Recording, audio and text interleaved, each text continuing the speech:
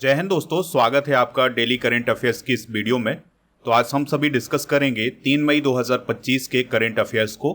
तो आप इस पूरे लेक्चर को बहुत ही ध्यान से लास्ट तक जरूर देखिएगा। अगर आप यूपीएससी, एसएससी, बैंकिंग, रेलवे या फिर किसी भी कॉम्पिटिटिव एग्जाम की तैयारी कर रहे हैं तो उसके लिए ये वीडियो काफ़ी यूजफुल होने वाला है। तो आप इसे लास्ट तक जरूर देखिएगा। तो इसमें हम करंट अफेयर्स के साथ रिवीजन भी करते हैं, यानी कि जो एक्स्ट्रा फैक्ट होते हैं उनको भी डिस्कस करते हैं। तो इसलिए ये क्लास आपके लिए और भी यूजफुल हो जाती है।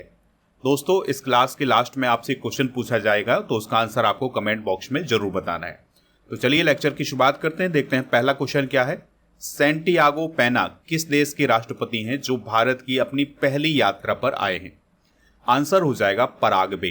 ठीक है, तो पराग्वे के प्रेसिडेंट हैं कौन? सैंटियागो पेना। तो वो भारत की अपनी पहली यात्रा पर आए हैं, यानी कि वो पहली बार भारत आए हैं। तो दोस्तों, उनकी जो यात्रा होगी ये 2 से 4 जून 2025 तक होगी और वो अपनी यात्रा के दौरान राष्ट्रपति द्रौपदी मुर्मू जी से मुलाकात करेंगे। इसके अलावा प्रधानमंत्री जी से, विदेश मंत्री डॉक्टर एस जयशंकर से मुलाकात करेंगे। जो सैंटियागो पेना है यह पराग्वे के दूसरे ऐसे राष्ट्रपति हैं जिन्होंने भारत की यात्रा की है। प्रधानमंत्री मोदी जी के साथ वो द्विपक्षीय संबंधों पर चर्चा करेंगे, समीक्षा करेंगे। इसके अलावा उनकी इस यात्रा से भारत और पराग्वे के बीच ट्रेड, एग्रीकल्चर, हेल्थ और फार्मास्यूटिकल और इसके अलावा इंफॉर्मेशन टेक्नोलॉजी में सहयोग बढ़ाने पर चर्चा की जाएगी। और इससे क्या फ़ायदा होगा, यानी कि उनकी इस यात्रा से क्या फ़ायदा होगा? तो भारतीय जो कंपनियां हैं वो पराग्वे में इन्वेस्टमेंट बढ़ाएंगी। दोस्तों, पराग्वे के बारे में अगर हम बात करें तो यह दक्षिण अमेरिका महाद्वीप का एक देश है और यह एक लैंडलॉक्ड कंट्री है। लैंडलॉक्ड कंट्री का मतलब यह है कि ये चारों तरफ से भूमि से घिरी हुई है, यानी इसकी सीमा समुद्र से नहीं लगती है। तो यहाँ पर आप देख सकते हैं बोलीविया, ये ब्राज़ील, ये अर्जेंटीना, तो इन 3 देशों से इसकी सीमा लगती है। और इस देश को दक्षिण अमेरिका का दिल भी कहा जाता है, ये भी आप याद रखिएगा। और इसकी कैपिटल की बात करें तो आसोनसियोन इसकी कैपिटल है। करेंसी क्या है? Paraguay Guarani. ठीक है, और राष्ट्रपति अभी हमने डिस्कस ही कर लिया है, सैंटियागो पेना है और इसकी सीमा अर्जेंटीना, ब्राज़ील और बोलीविया से लगती है। यहाँ पर आप देख पा रहे हैं ब्राज़ील को। तो ब्राज़ील के बारे में आपको क्या याद रखना है कि जो ब्रिक्स समिट है 2025 का, ये कहाँ होने जा रहा है? ब्राज़ील में। अच्छा, जो G20 समिट हुआ था ना 2024 वाला, ये किस देश में हुआ था? ये ब्राज़ील में ही हुआ था। और ब्राज़ील दक्षिण अमेरिका महाद्वीप का सबसे बड़ा देश है, इस पॉइंट को भी आप नोट कर लें। अगला क्वेश्चन है, लुइस मोंटेनेग्रो किस देश के फिर से प्रधानमंत्री बने हैं? आंसर हो जाएगा पुर्तगाल। तो पुर्तगाल के फिर से प्राइम मिनिस्टर कौन बने हैं? Luis Montenegro. देखिए दोस्तों, 2024 में ये प्रधानमंत्री बने थे, लेकिन बीच में इनका जो गठबंधन था वो टूट गया, तो इन्हें अपने पद से इस्तीफा देना पड़ा। अब वहां पर चुनाव हुए हैं, तो लुइस मोंटेनेग्रो फिर से पुर्तगाल के प्राइम मिनिस्टर बन गए हैं।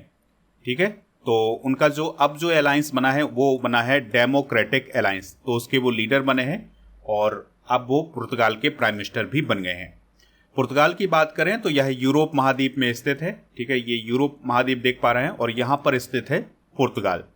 कैपिटल क्या है इसकी? लिस्बन। यूरो यहाँ की करेंसी है और यह यूरोपीय यूनियन का एक मेंबर है। तो 1986 में यह यूरोपीय यूनियन में शामिल हुआ था।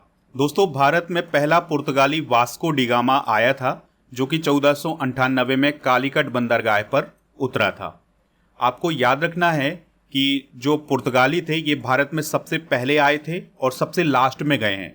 तो जो गोवा राज्य है वो 1961 में आज़ाद हुआ था और वो किससे आज़ाद हुआ था? पुर्तगालियों से आज़ाद हुआ था।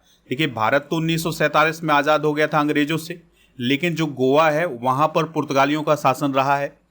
फिर 1961 में ऑपरेशन विजय चलाया गया था, जिसके तहत पुर्तगालियों से गोवा को आज़ाद कराया गया था। ठीक है, तो ये पॉइंट आप याद रख सकते हैं। वास्को डिगामा किस देश का था? ये पुर्तगाल का था।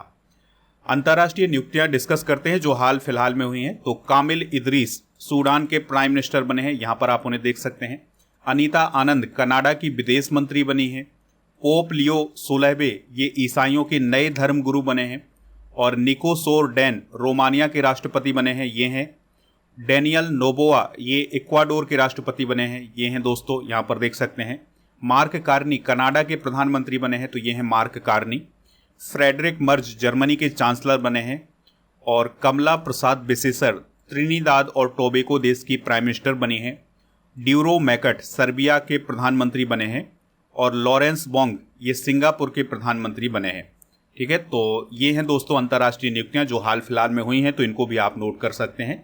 एग्जाम में यहाँ से क्वेश्चन भी बन सकता है। अगला क्वेश्चन है अंतर्राष्ट्रीय वायु परिवहन संघ यानी IATA की 81वीं वार्षिक बैठक कहाँ आयोजित की गई है? तो दोस्तों इस क्वेश्चन का राइट आंसर हो जाएगा नई दिल्ली में।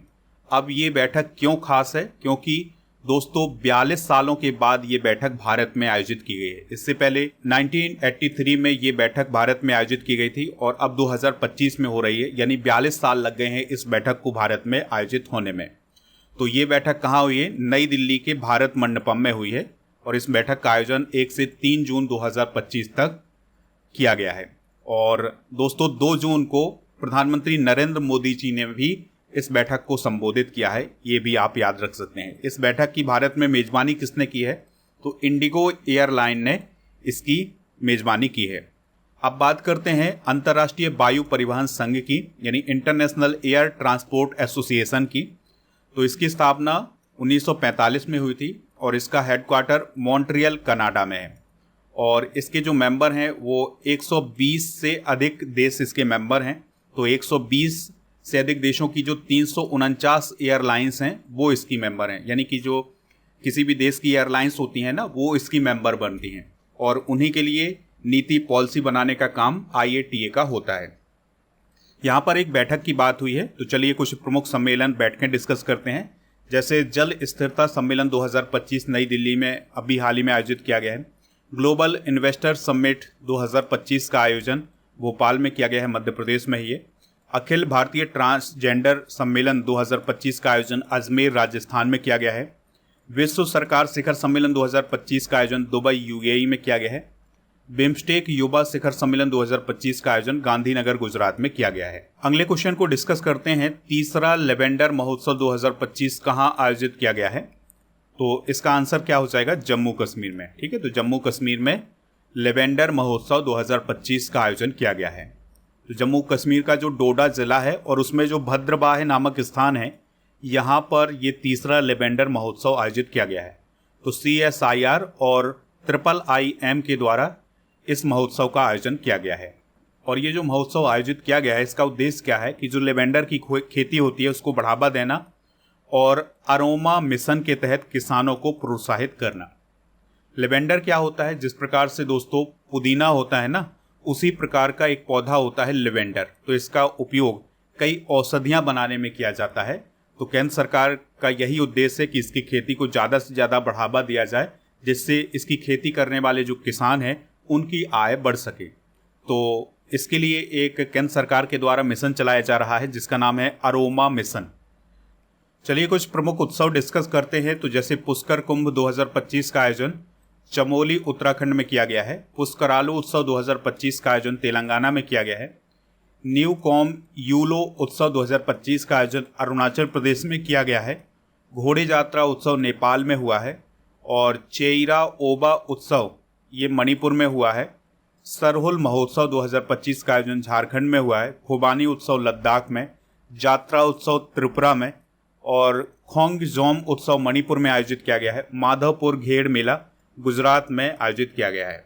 अब आप हमें ये बताएं कि जो सोनपुर का मवेशी मेला है ये कहाँ लगता है? इसके बारे में जो भी आपको इन्फॉर्मेशन हो वो आप कमेंट बॉक्स में ज़रूर बताएं। अगला क्वेश्चन है कर्नाटक में तंबाकू खरीदने के लिए न्यूनतम आयु 18 वर्ष से बढ़ाकर कितनी कर दी गई है?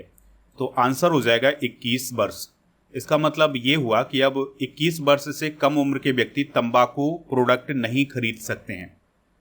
कोई भी व्यक्ति हुक्का बार नहीं खोल सकता है या संचालित नहीं कर सकता है। ये नियम भी कर्नाटक में अभी हाल ही में बनाया गया है।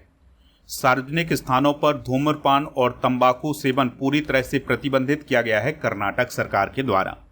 अच्छा, आपको याद रखना है कि विश्व तंबाकू निषेध दिवस हर साल कब मनाया जाता है? ये 31 मई को मनाया जाता है। तो ये सारे इंपॉर्टेंट फैक्ट आप नोट कर लें। बात करते हैं कर्नाटक की, तो बेंगलुरु इसकी कैपिटल है और थावरचंद गहलोत यहाँ के गवर्नर हैं। मुख्यमंत्री हैं सिद्धारमैया जो कि कांग्रेस पार्टी से हैं। यहाँ पर विधान परिषद है, तो विधान परिषद की 75 और विधानसभा की यहाँ पर 224 सीटें हैं। कर्नाटक की लोकेशन आप इंडिया के मैप में यहाँ पर देख सकते हैं। दोस्तों इसकी सीमा महाराष्ट्र से लगती है, तेलंगाना से लगती है, इसके अलावा आंध्र प्रदेश से इसकी सीमा लगती है, तमिलनाडु और केरल, इन सभी से इसकी सीमा लगती है। कर्नाटक से संबंधित कुछ इंपॉर्टेंट करंट अफेयर्स डिस्कस कर लेते हैं। तो कर्नाटक में एक दुर्लभ उमा महेश्वर मूर्ति की खोज की गई है। तो ये मूर्ति खोजी गई है कर्नाटका में, और कर्नाटक के सभी आवासीय विद्यालयों का नाम बदलकर महर्षि वाल्मीकि आवासीय विद्यालय किया गया है। और भारत में सबसे ज़्यादा सार्वजनिक इलेक्ट्रिक वाहन चार्जिंग स्टेशन कर्नाटक राज्य में है। तूतेधारा या अग्निकेली त्यौहार कर्नाटक राज्य में मनाया जाता है, अभी मनाया भी गया है। कर्नाटक ने अभी हाल ही में विजय हजारे ट्रॉफी 2024-25 का खिताब जीता है। और जो विजय हजारे ट्रॉफी है ये किस खेल से संबंधित है? तो ये क्रिकेट से संबंधित है। अगला क्वेश्चन है, भारत का पहला AI विशेष आर्थिक क्षेत्र कहाँ स्थापित किया जाएगा? तो ये नवा रायपुर छत्तीसगढ़ में स्थापित किया जाएगा। ठीक है, तो भारत का पहला AI विशेष आर्थिक क्षेत्र छत्तीसगढ़ के नवा रायपुर में स्थापित किया जाएगा। और इसको डेवलप कौन सी कंपनी कर रही है? रैक बैंक नामक जो कंपनी है वो इसको डेवलप कर रही है। इसके लिए 1000 करोड़ रुपए का निवेश भी किया जाएगा। और ये जो AI विशेष आर्थिक क्षेत्र होगा जो कि रायपुर में बनेगा, यहाँ पर गूगल, माइक्रोसॉफ्ट, ओपन AI जैसी जो कंपनियां हैं वो काम कर सकती हैं। यह प्रोजेक्ट भारत को आर्टिफिशियल इंटेलिजेंस टेक्नोलॉजी में आगे बढ़ाने में मदद करेगा। चलिए दोस्तों, कुछ और इम्पॉर्टेंट करंट अफेयर्स डिस्कस करते हैं जो कि आर्टिफिशियल इंटेलिजेंस से संबंधित हैं। तो देखिए, अभी हाल ही में एक आर्टिफिशियल इंटेलिजेंस मॉडल लॉन्च किया गया था जिसका नाम था डीपसीक। तो ये किसने लॉन्च किया है? तो ये लॉन्च किया है चाइना ने। असम ने भारत की पहली क्षेत्रीय भाषा की AI न्यूज एंकर लॉन्च की है जिसका नाम है अंकिता। इसको भी आप नोट कर सकते हैं। गूगल ने आर्टिफिशियल इंटेलिजेंस आधारित वीडियो कॉन्फ्रेंसिंग के लिए गूगल बीम को लॉन्च किया है। भारत AI निवेश के मामले में विश्व स्तर पर 10वें स्थान पर है, जबकि अमेरिका पहले स्थान पर है। गूगल ने AI मॉडल जेमा 3 अभी हाल ही में लॉन्च किया है। अच्छा, जो ग्रोक नामक AI मॉडल है ये किसने लॉन्च किया है? तो जो XAI कंपनी है उसने लॉन्च किया है, जो कि एलन मस्क की कंपनी है।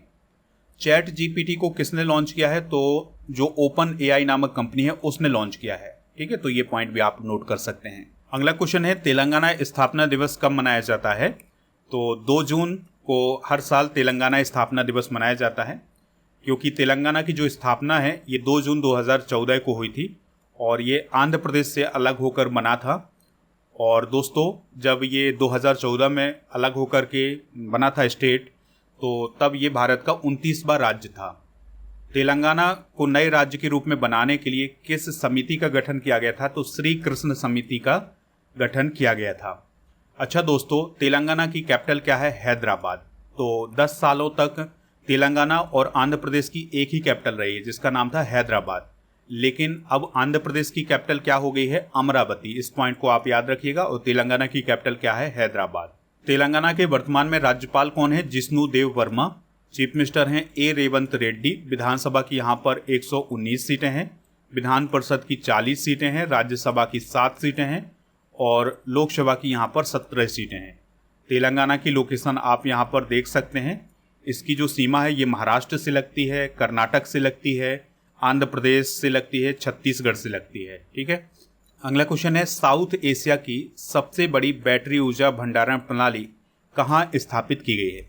आंसर हो जाएगा दिल्ली में। तो दिल्ली का जो साउथ दिल्ली वाला इलाका है और उसमें जो किलोकरी नामक स्थान है, यहाँ पर साउथ एशिया की सबसे बड़ी बैटरी ऊर्जा भंडारण प्रणाली का उद्घाटन अभी हाल ही में किया गया है। इसकी जो क्षमता है वो है 20 मेगावाट की।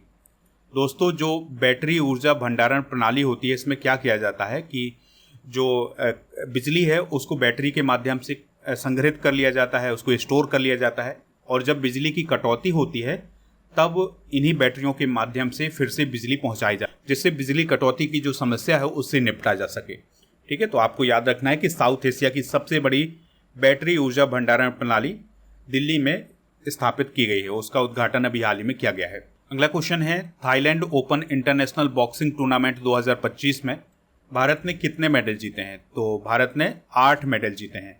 अब ये प्रतियोगिता किस देश में आयोजित की गई है ये बताने की तो ज़रूरत है नहीं है, क्योंकि उसमें थाईलैंड लगा हुआ है, तो थाईलैंड में ही ये चैंपियनशिप आयोजित की गई है। तो भारत ने जो 8 मेडल जीते हैं उसमें 2 गोल्ड, 1 सिल्वर, 5 ब्रॉन्ज हैं। गोल्ड किसने किसने जीता है? तो दीपक ने जीता है और नमन तंवर ने जीता है। तो 2 गोल्ड आए हैं इस चैंपियनशिप में। चलिए कुछ इंपॉर्टेंट स्पोर्ट्स करंट अफेयर्स को डिस्कस करते हैं। तो इंग्लैंड के क्रिकेटर हैं जेम्स एंडरसन, ये आप देख सकते हैं। तो उन्हें अभी हाल ही में यूनाइटेड किंगडम में नाइटहुड सम्मान से सम्मानित किया गया है। विराट कोहली T20 में 100 अर्धशतक पूरे करने वाले पहले इंडियन क्रिकेटर बने हैं। ऑस्कर पियास्ट्री ने 2025 बहरीन ग्रांड प्रिक्स को जीता है। मोहन बागान ने ISL 2024-25 का खिताब अभी हाल ही में जीता है। 14 साल के वैभव सूर्यवंशी ने IPL में सबसे तेज शतक लगाने का कारनामा करने वाले वो दूसरे बल्लेबाज बने हैं और उन्होंने 35 गेंदों में शतक लगाया था। उनसे पहले केवल एक बल्लेबाज है जिनका नाम है क्रिस गेल। अगला क्वेश्चन है, यूनियन बैंक ऑफ इंडिया के नए MD और CEO कौन बने हैं? तो आशीष पांडे अभी हाल ही में यूनियन बैंक ऑफ इंडिया के नए MD और CEO बने हैं। देखिए यहाँ पर बात हुई अनुराग भूषण की, तो इनके बारे में आप क्या याद रखेंगे? ये स्वीडन में भारत के एम्बेसडर बने हैं अभी हाल ही में। तो दोस्तों जो आशीष पांडे हैं वो यूनियन बैंक ऑफ इंडिया के MD और CEO बनाए गए हैं। बात करते हैं यूनियन बैंक ऑफ इंडिया की, तो 1919 में इसकी स्थापना हुई थी। मुंबई महाराष्ट्र में ये स्थित है और भारत सरकार के पास इस बैंक की 60% हिस्सेदारी है।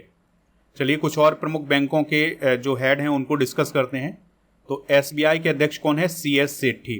और CS सेठी के बारे में आपको क्या याद रखना है कि जो भारतीय बैंक संघ है उसके भी अध्यक्ष कौन है? CS Sethi. Bank of Baroda के MD कौन है? देवदत्त चंद्र। और बैंक ऑफ इंडिया के MD CEO कौन है? रजनीश कर्नाटक। बैंक ऑफ महाराष्ट्र के MD CEO कौन है? निधु सक्सेना। कैनरा बैंक के MD CEO कौन है? के Satyanarayan Raju. Central bank of India के MD CEO कौन है? मातम वेंकट राव। पंजाब नेशनल बैंक के नए MD CEO कौन है? अशोक चंद्रा। दोस्तों ऐप पर मंथली करंट अफेयर्स की ई बुक को लॉन्च कर दिया गया है, तो इस ई बुक को आप प्राप्त कर सकते हैं। तो आप ऐप डाउनलोड करें और ई बुक वाले सेक्शन पर जाएंगे तो मंथली करंट अफेयर्स की ई बुक मिल जाएगी हिंदी इंग्लिश दोनों मीडियम में। और ये ई बुक भी आपको मिल जाएगी जो आपको स्क्रीन पर दिख रही है। और ऐप को आप जब इंस्टॉल करेंगे तो यहाँ पर paid course, e book, test series, daily current affairs की PDF, क्लास नोट और कोर्स एंड PDF वाला ऑप्शन मिल जाएगा। तो जो कोर्स एंड PDF वाला ऑप्शन है ना, यहाँ पर आपको राजा गुप्ता सरकार जो अर्जुन GS फाउंडेशन बैच है ये मिल जाएगा। अगर आप इस बैच को ज्वाइन करना चाहते हैं तो उसके लिए कूपन कोड यूज करें अर्जुन 500, तो आपको छूट मिल जाएगी। और जो GK GS foundation complete online batch है इसको भी ज्वाइन कर सकते हैं ऐप पर जा करके। चलिए कल के करंट अफेयर्स को एक बार रिवाइज करते हैं। हाल ही में मिस वर्ल्ड 2025 कौन बनी है? ओपल सुचाता चुआंगश्री।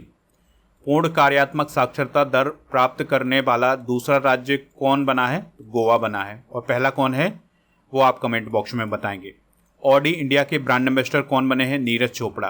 प्रधानमंत्री मोदी जी ने घाटमपुर ताप विद्युत परियोजना का उद्घाटन कहाँ किया है? कानपुर में। प्रिंसेस ऑफ ऑस्टूरियस स्पोर्ट्स अवार्ड से किसे सम्मानित किया गया है? सेरेना विलियम्स को।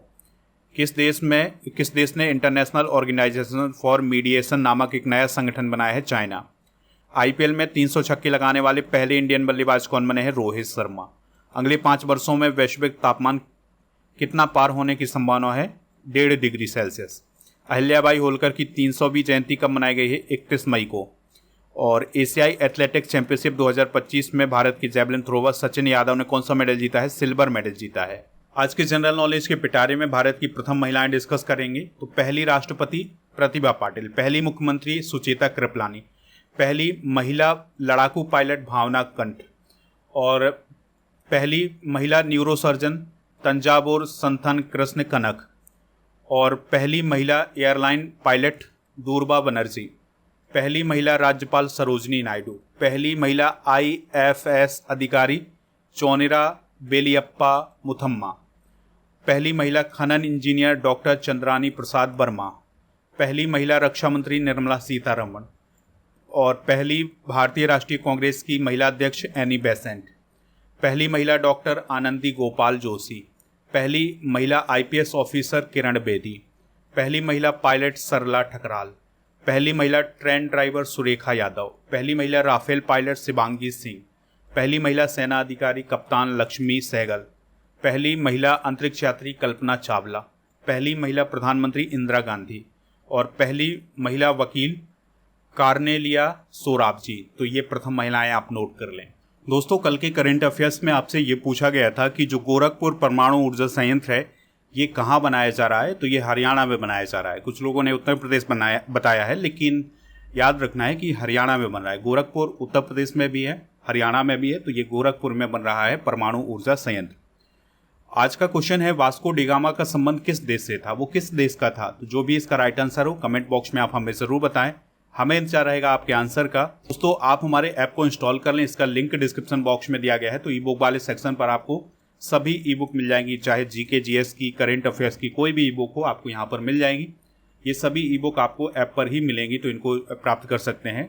ऐप पर एक स्पेशल ऑफर चल रहा है जिसमें आपको 2025 की जो मंथली करंट अफेयर्स की ई बुक है उसका पैकेज मिल जाएगा। तो अगर आप ये प्राप्त करना चाहते हैं तो उसके लिए कूपन कोड यूज करें, पैकेज 100। ठीक है, 2024 की ई बुक भी आपको इसी कूपन कोड के साथ मिल जाएगी। टेलीग्राम चैनल को ज्वाइन कर लें, यहाँ पर आपको PDF मिल जाएगी और ऐप पर आपको ये ई बुक भी मिल जाएंगी जो आपको स्क्रीन पर दिखाई दे रही हैं।